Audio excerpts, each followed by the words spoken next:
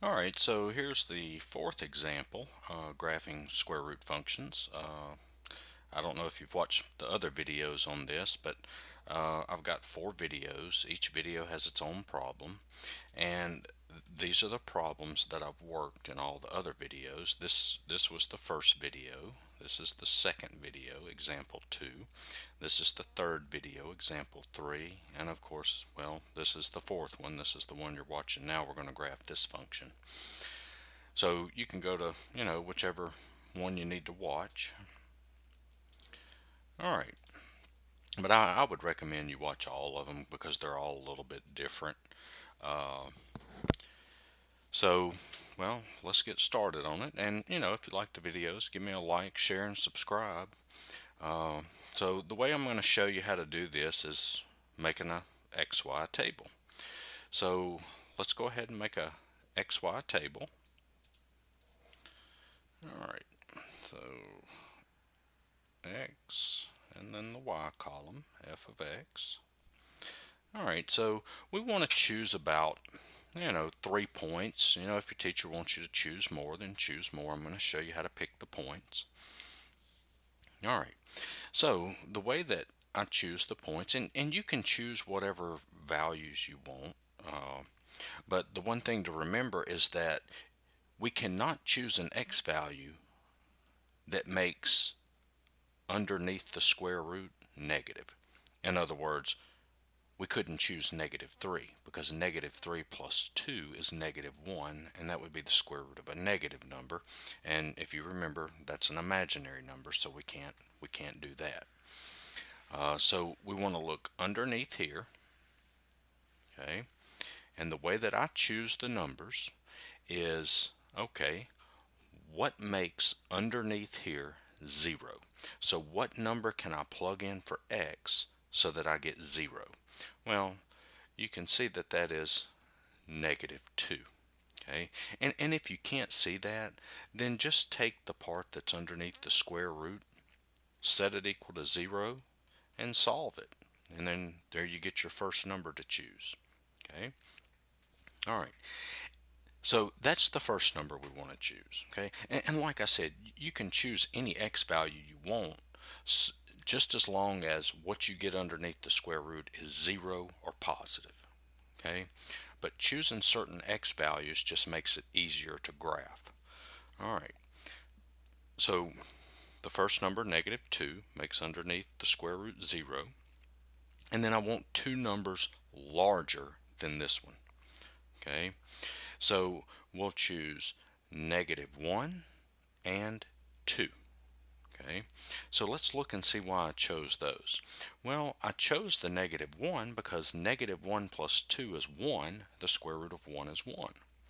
And then I chose the 2 because 2 plus 2 is 4, the square root of 4 is 2. So I chose X values to plug in so that when I evaluate the X plus 2, I would get a perfect square. Okay, you don't have to do that, but what would happen if you don't? Well, you'll end up getting decimals. All right, so now, well, now we've got to just figure out what our Y values are. So we take each one of these X values here, plug it in, and that gives us our Y. So f of -2, see the negative sign in front, so negative square root -2 plus 2 minus 3 equals negative square root of 0. Okay, that's 0. And so minus 3 equals, and then negative square root of 0 is just 0 minus 3, which equals -3. And so our Y value would be -3. Okay, now let's plug in the -1.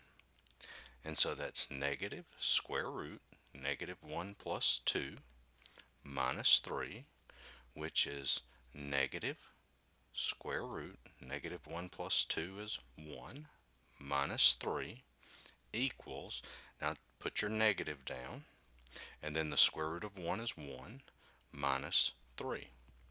And so this would give us -4.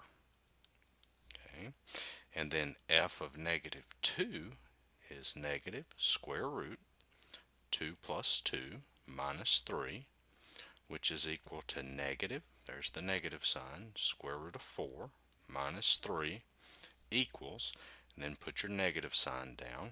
Square root of 4 is 2 minus 3. Okay, and so this is going to give us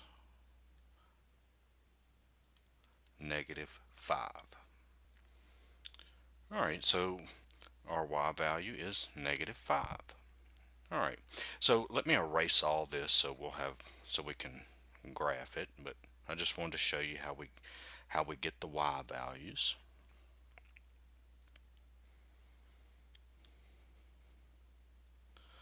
Alright, so now all we do is we plot our points.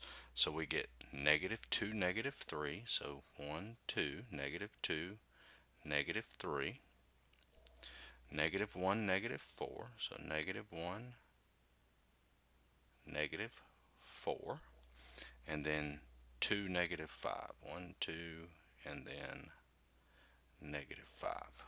And so we draw our graph, and you can see it's going to look something like that. Okay, now the one thing that you have to make sure of is that you don't extend the graph like this, okay, because it does not do that. Because what that would mean is that you're saying that you would have this point on the graph. Well, if you can see 1, 2, 3, this is an x value.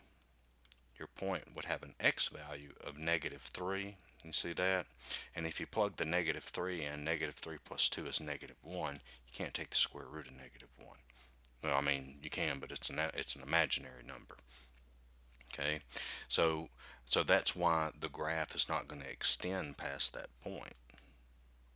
Okay, all right, and so this is your graph here. All right, so I hope the video helped. Check out my other videos. Give me a like, share, and subscribe, and thanks for watching.